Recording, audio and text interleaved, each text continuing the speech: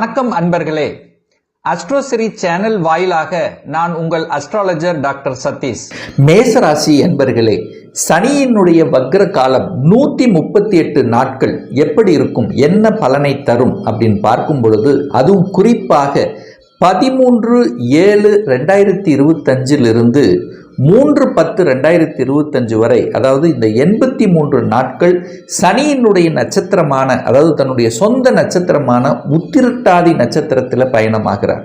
அதே போல 4/10/2025 27/11/2025 வரை இந்த 55 நாட்கள் குருவினுடைய நட்சத்திரமான பூரட்டாதியில பயணம் பண்றார். ஸோ இந்த காலகட்டத்தில் என்ன பலனை தரும் அப்படின்னு டீட்டெயில நம்ம பார்க்கும் பொழுது, சனி பகவான் இந்த மேசராசி அல்லது மேச லக்ன அன்பர்களுக்கு யாரு அப்படின்னா 10க்கும் 11க்குரியவன். அதாவது தொழில் ஸ்தானத்தின் அதிபதியும் லாபஸ்தானத்தின் அதிபதி தான் அந்த சனி பகவான். அந்த சனி பகவான் இப்ப எங்க அமர்ந்திருக்கார் அப்படின்னா 12ஆம் இடம், உங்க ராசிக்கு 12ஆம் இடம் என்று சொல்லக்கூடிய விரயஸ்தானத்தில் அமர்ந்திருக்கார். அதாவது மீனமனையில் அமர்ந்திருக்கார். இப்போ சனி பகவான் வக்ரம் அடைகிறார். அப்போ 10க்குரியவன் 12இல் இருக்கும் போது என்ன, தொழில் விரயமாகிறது, தொழிலில் கொஞ்சம் அலைச்சல் திருச்சல் டென்ஷன் ப்ரெஷர் இருக்குதுன்னு அர்த்தம்.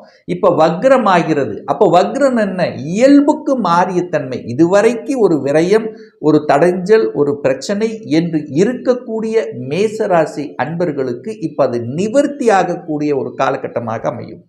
தொழிலில் பிரச்சனை சந்தித்து கொண்டிருந்தவர்கள், தொழில் சரியாக நடக்கலையே என்கின்ற ஆதங்கத்தில் இருக்கின்றவர்கள், அல்லது தொழில் சரியாக அமையலையே என்று வருத்தத்தில் இருக்கின்றவர்கள், தொழில் நல்லபடியாக நடக்கல, பொருளெல்லாம் அப்படியே தேங்கி நிற்கிறது, ஒரு விற்பனை ஆகலை, ஒரு புதிய ஒப்பந்தம் கிடைக்கல என்கின்ற மன வருத்தத்தில் இருக்கக்கூடிய இந்த மேசராசி என்பவர்களுக்கு நிச்சயமாக இந்த வக்ர காலகட்டம் நல்லது நடக்கக்கூடிய ஒரு காலகட்டமாக 100% அமையும். ஏன்னா வக்ரம்னாலே தன்னுடைய இயல்புக்கு மாறிய தன்மை. இதுவரைக்கும் வழியை கொடுத்து கொண்டிருந்த விஷயங்கள் இப்போ வழியில் இருந்து நிவர்த்தி அடைய போகிறீர்கள் அப்படிங்கிறது அர்த்தம்.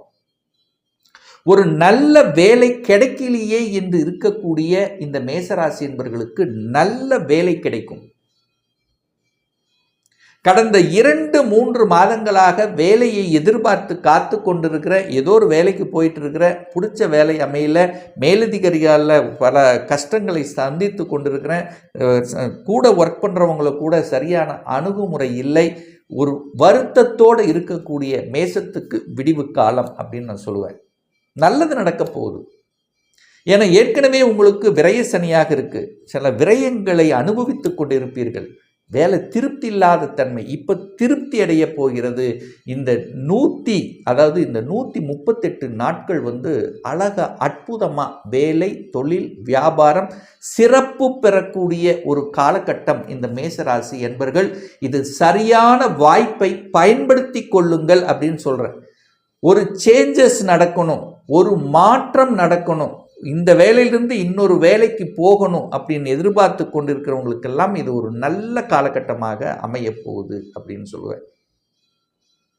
ஆனால் அதே சமயத்தில் இந்த சனி பகவான் தான் பாதகாதிபதியும் கூட இந்த மேசராசி என்பவர்களுக்கு.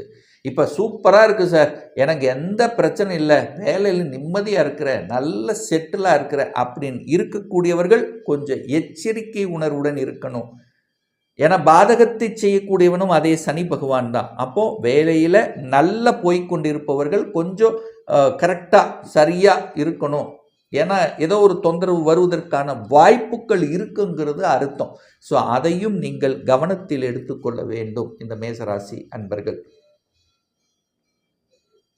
சனி பகவான் 12ஆம் இடத்திலிருந்து தனது 3ஆம் பார்வையாக 2ஆம் இடமான குடும்பஸ்தானத்தை பார்க்கிறார்.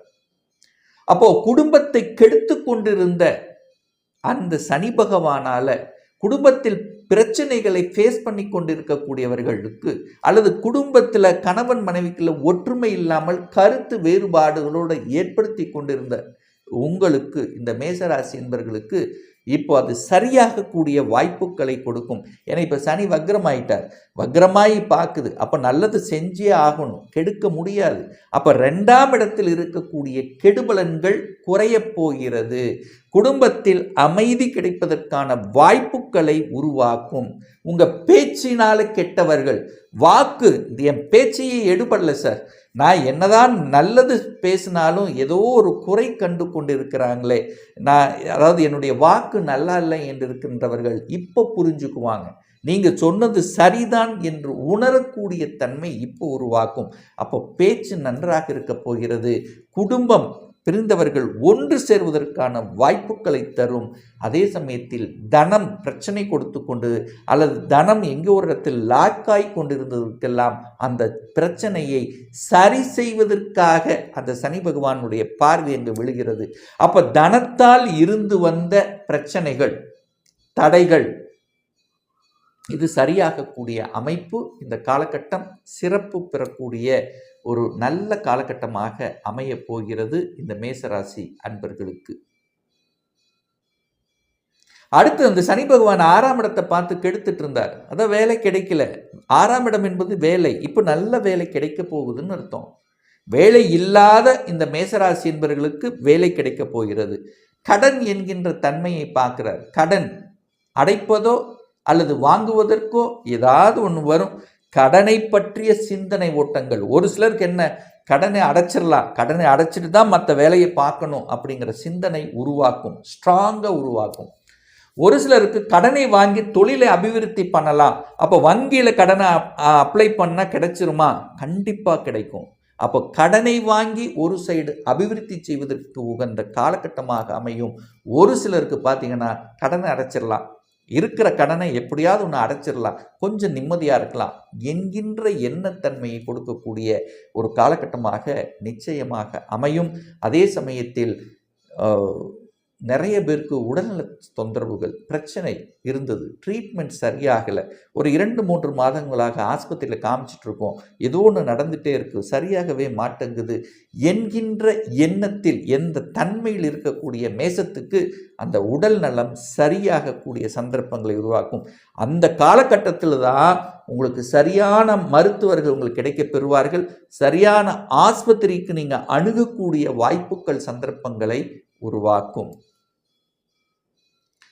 நிறைய பேருக்கு எதிர்ப்பு, எதிரி எல்லாம் இருக்கும்.